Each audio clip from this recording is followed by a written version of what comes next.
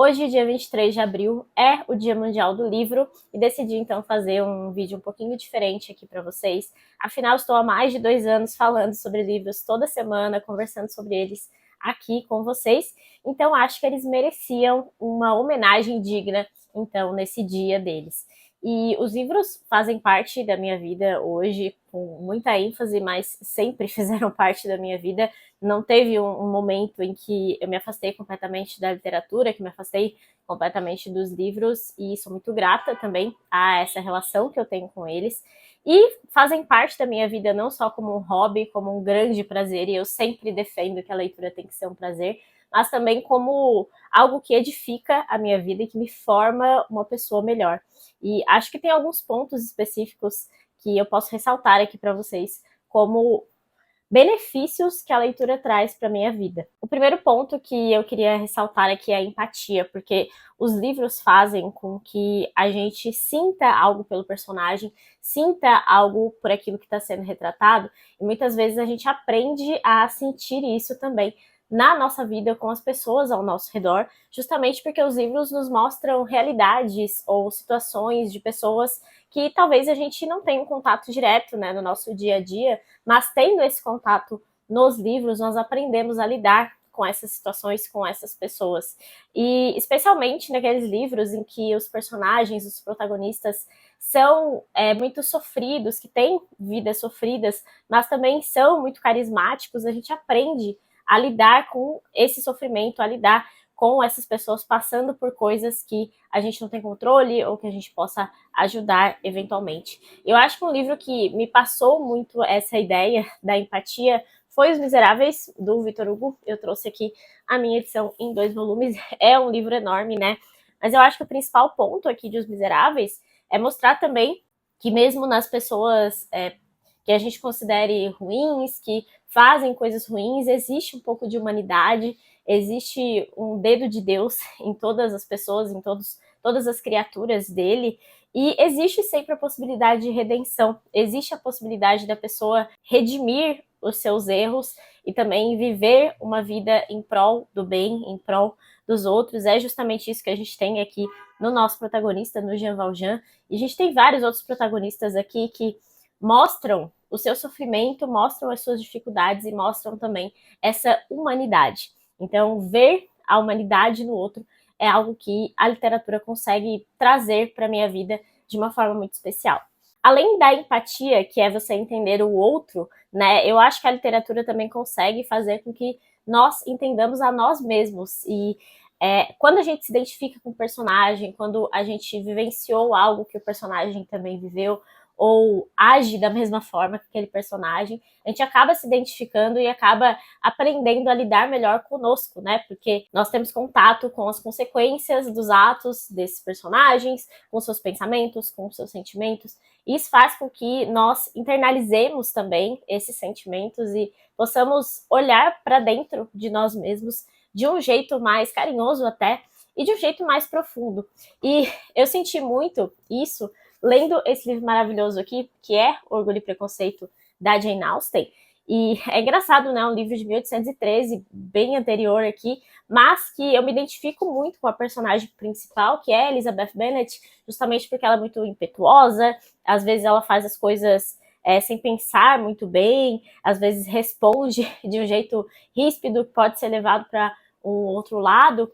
Então, o fato de essa personagem ter uma personalidade que reflete um pouco a minha, faz com que eu veja os erros dela com mais facilidade e também veja os meus próprios erros. Assim eu posso corrigi-los também. Eu acho que isso também tem muito a ver com o pensamento que o Roger Scruton traz aqui em A Cultura Importa, porque nesse livro aqui ele vai defender que a cultura e a sua representação ali pela arte, seja pela música, pela literatura, pela pintura, é uma forma da gente aprender a sentir, a identificar o sentimento que nós devemos sentir, a prestar atenção nesses sentimentos, justamente porque a arte sempre vai imitar a vida, né? E dessa forma a vida também pode imitar a arte. Então eu vejo muito dessa ideia, tanto da empatia quanto de conhecer a si mesmo, por meio da arte, por meio da literatura, que está aqui nesse livrinho.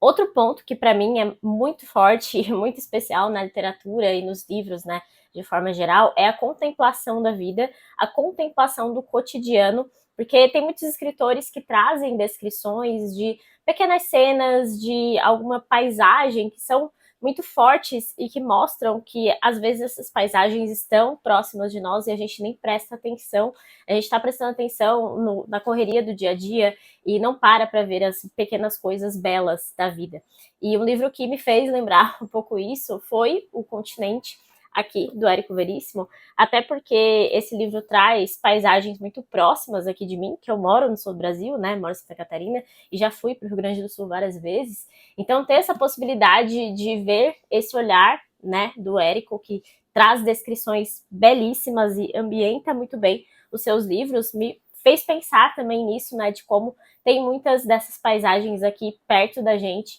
e às vezes a gente simplesmente precisa prestar atenção e contemplar. O próprio Beleza, do Roger Scruton também, ele está sendo bem mencionado aqui, né, fala sobre isso, sobre a beleza ser aquilo que a gente busca para alcançar o sagrado, alcançar o transcendental, alcançar também esse modo contemplativo. Então a literatura também ajuda nesse aspecto, né, de alcançar esse momento mais contemplativo e de poder trazer isso também para a nossa vida, porque é algo que eu sempre comento, não adianta você ler um monte, ter vários livros e você não aplicar aquilo que você aprende na sua própria vida, no seu dia a dia, no seu cotidiano. Então, eu acho que esse aspecto da beleza acaba ajudando muito a nossa vida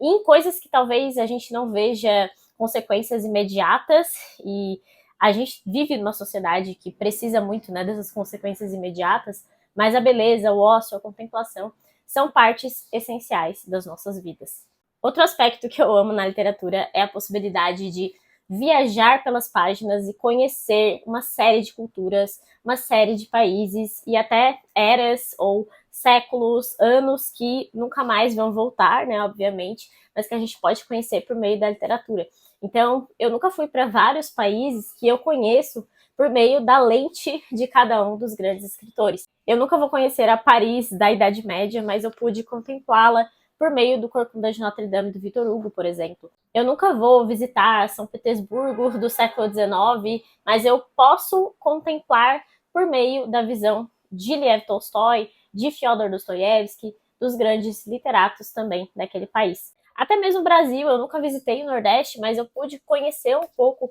da realidade do Ceará por meio da Raquel de Queiroz com seu 15. E o legal de conhecer esses países e essas culturas por meio da literatura é também identificar que em todas elas existe algo que nos une, né, a elas e nos une enquanto seres humanos, que é essa busca pela verdade, essa busca pelo transcendente, está sempre presente na arte e na literatura em todas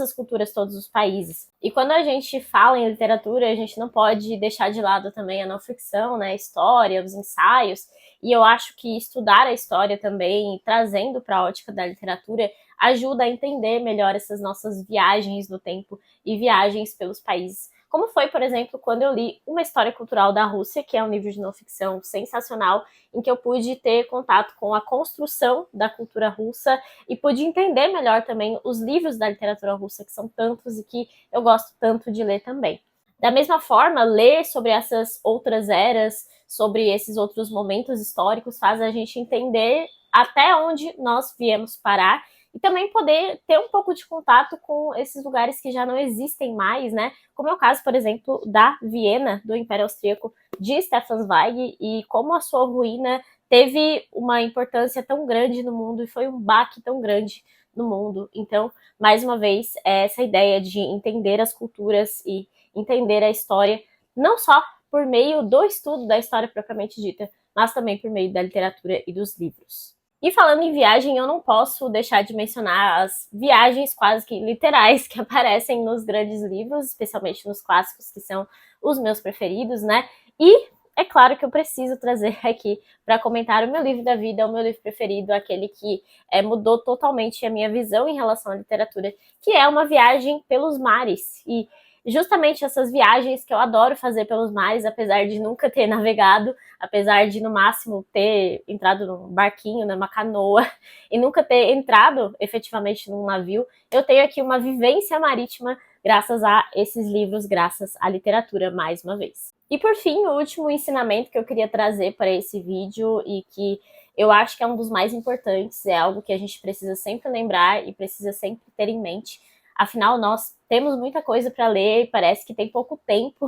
na vida para a gente ler, mas fato é que quanto mais a gente lê, mais a gente entende que o mundo é vasto, que o conhecimento é infinito e nós somos seres finitos. A nossa capacidade de entender, a capacidade de coletar informações, de armazenar informações é finita e tá tudo certo. Mas a cada dia nós podemos aprender mais e aumentar mais esse nosso arcabouço de conhecimento, sabendo que nós nunca saberemos tudo. É importante aquele mote principal do Sócrates de que só sei que nada sei, porque quanto mais a gente estuda, mais a gente vai entender isso. E isso também faz parte de criar uma humildade intelectual, né? Entender que nós podemos sim aprender mais, podemos ter mais conhecimento em um campo do que outras pessoas, mas cada um tem um conhecimento específico e a gente sempre pode aprender mais, especialmente com outras pessoas. E ler, ter um conhecimento maior de literatura, não necessariamente vai te fazer ser uma pessoa muito melhor que outras. Isso é muito importante ter em mente para que a gente não caia, por exemplo, naquilo que Fausto de Goethe caiu quando ele perdeu tudo, né? Quando ele largou a própria alma em favor de saber tudo, de ter o conhecimento ilimitado que a gente nunca vai ter. Mas talvez, como Fausto, todos nós tenhamos um caminho a seguir e um caminho em que a gente possa repensar essas nossas ideias e repensar os nossos focos, entender especialmente que nós nunca saberemos tudo e que bom que nós nunca saberemos tudo, porque assim nós podemos deixar a cultura e deixar legados para outras gerações também. Bom, essa é a minha pequena homenagem à leitura, a minha companheira de praticamente todos os dias e que me faz uma pessoa muito melhor e que é muito edificante na minha vida. Então, eu espero que vocês também possam encontrar esses sentidos, encontrar esses benefícios também por meio da leitura, seja de clássicos, seja de contemporâneos, de história, só de não ficção, enfim, cada um tem as suas preferências, mas com certeza ter um pouco de contato, qualquer que seja, com os livros, faz com que a vida seja melhor, mais edificante. É isso, espero que tenham gostado aqui dessa pequena homenagem. Desejo um ótimo Dia Mundial do Livro para vocês, de ótimas leituras e que todos os dias sejam dias de ótimas leituras para nós. Se você gostou, deixe aí sua curtida, seu comentário, inscreva-se no canal, que isso me ajuda bastante. E até o próximo vídeo.